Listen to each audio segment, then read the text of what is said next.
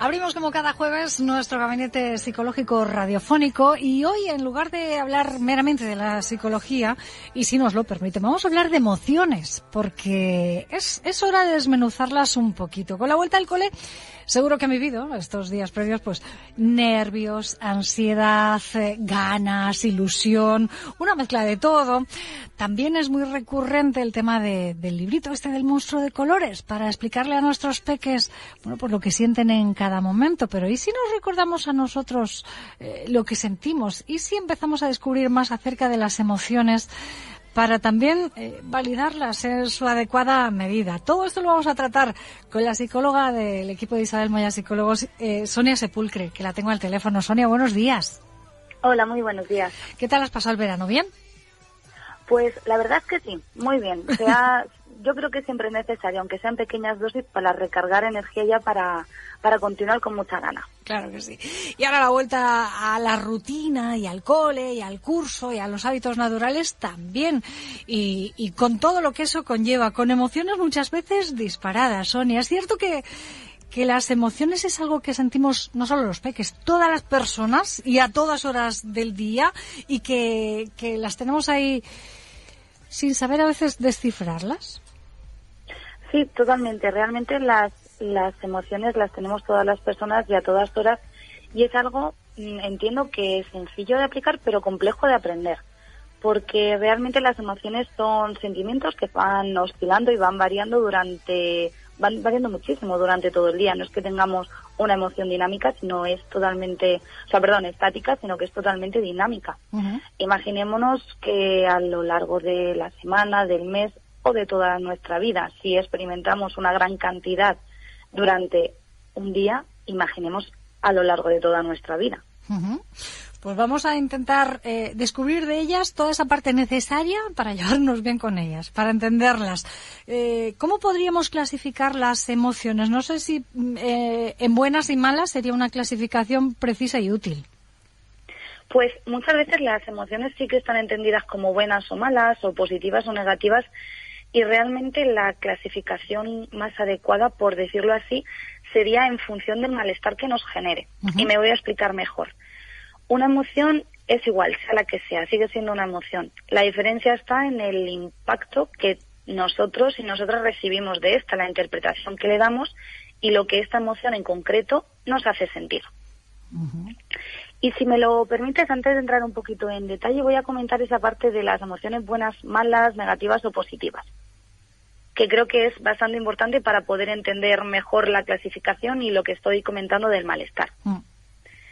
En este caso existen 6 emociones básicas, de las cuales a partir de la combinación de estas se genera el resto. Como por ejemplo, como pasa con el arte, que existen 3 colores primarios a partir de los cuales se generan el resto, que son el amarillo, el magenta y el cian. Pues en este caso sucede lo mismo, pero con las emociones. Las 6 emociones básicas que estoy comentando son la alegría, tristeza, el asco, el miedo, el enfado y la sorpresa.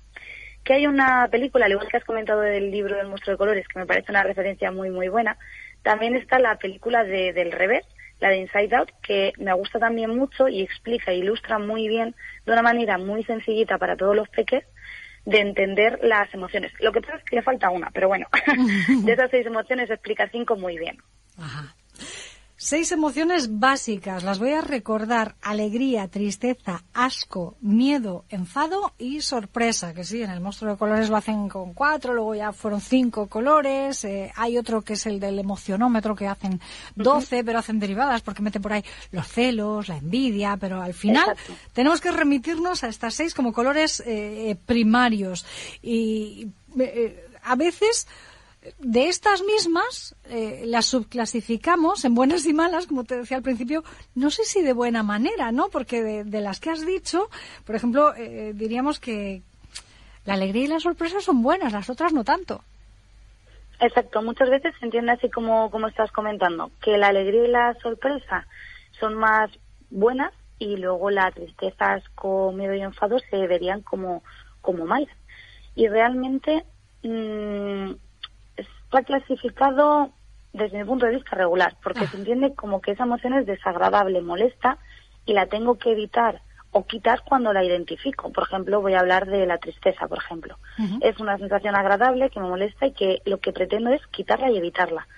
Pero, sin embargo, no es así, porque depende de la interpretación que yo le dé y del contexto. Por ejemplo, ¿qué sucede con el miedo? El miedo es una emoción de alarma, es decir, activa todo nuestro cerebro ante una posible amenaza, lo cual es una emoción adaptativa, que en este caso se entendería como positiva. Es decir, esa emoción me sirve para algo, que es cuando hay una situación real de amenaza, yo me activo y escapo, porque realmente necesito escapar de ese momento. Claro. Sin embargo, ¿qué pasa si yo percibo la situación como amenazante, pero no es real? Esa emoción, ese miedo no sería tampoco real. Por ejemplo, si estoy en un banco, voy a sacar dinero, hacer una transferencia, algo, y hay un atraco, existe una situación real de amenaza. Por lo tanto, el miedo es totalmente racional porque, por decirlo así, mi vida está en peligro. Claro. Sin embargo, si me estoy paseando, por ejemplo, por el centro de Alicante a mediodía y oigo un ruido que viene, como por ejemplo, de un arbusto, y mi sensación es igual, me siento igual de amenazada y con la misma intensidad de miedo que con el ejemplo que he puesto del atraco. Ahí realmente sería disfuncional, porque mi cuerpo está reaccionando del mismo modo, o sea, muy elevado, ante una situación irreal de peligro. Claro. No quita que yo pueda tener a lo mejor miedo a algo que yo creo que va a aparecer detrás del arbusto. Por ejemplo, no sé, una rata, una paloma, pero la situación no sería amenazante para mi supervivencia. Claro. Ahí estaría la diferencia.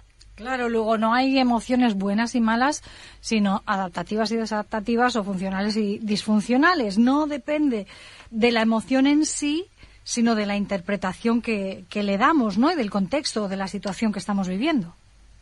Exactamente. Eso es lo que determinará si una emoción es adaptativa, o sea, si nos sirve o es desadaptativa, o sea, que no nos sirve y por lo tanto nos genera malestar. Y en el momento en el que nos genera malestar, sí que es cuando debemos trabajar en ella. Ahí vamos al conflicto personal. Muchas veces nos es muy complicado identificar esas emociones. Tratamos de decirle a los niños y de educar, pero somos nosotros, los adultos, sus padres, sus madres, los que a veces no sabemos qué emoción estamos sintiendo y si es positiva o negativa.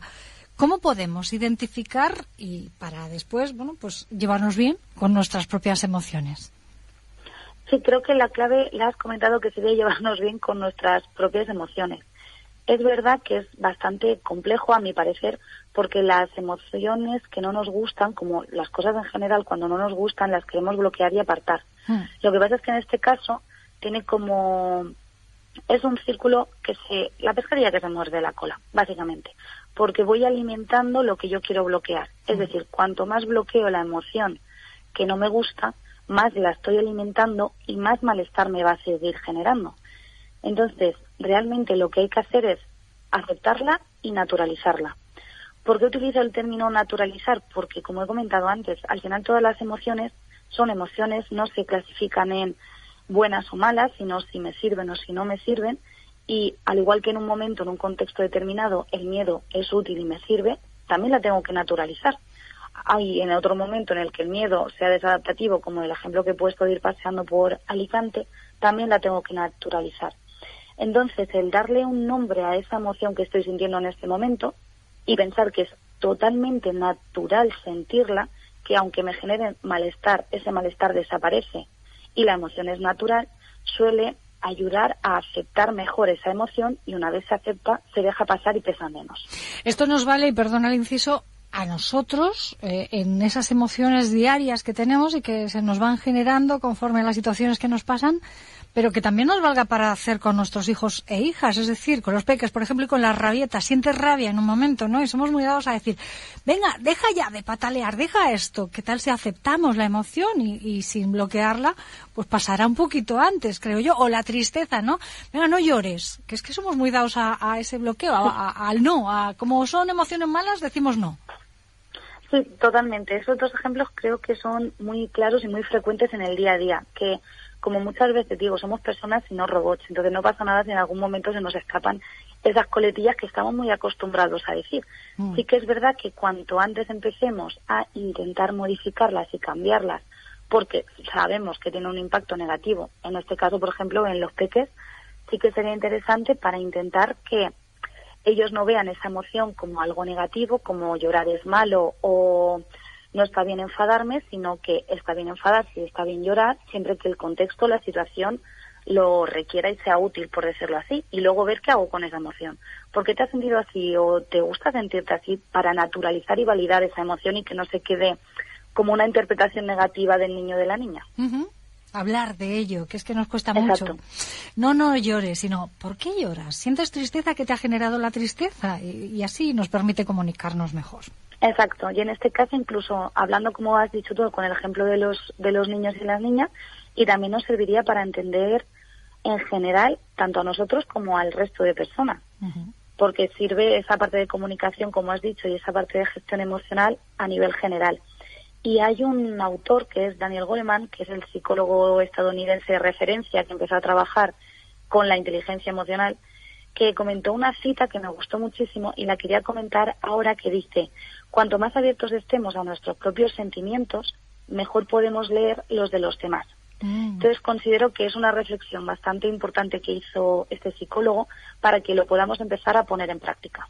Pues me encanta la frase y me encanta como reflexión final para que nos quede como un mantra o como esa tarea, ¿no?, que nos vamos a poner para empezar a relacionarnos y a conectar con nuestras emociones. Cuanto más abiertos estemos a nuestros propios sentimientos, mejor podemos leer los de los demás. Que vamos como una ONG con patas por la vida intentando ayudar cuando no sabemos ni por dónde cogernos a nosotros mismos. Con el tema de las emociones nos has ayudado un montón, Sonia. Te lo agradezco enormemente y te espero por este espacio en próximas aventuras. Yo encantada de comentaros algunas cuestiones, sobre todo para reflexionar y que podamos empezar a practicarlo poquito a poco. Pues en ello estamos. Sonia Sepulcre, buen día y gracias. Muchas gracias.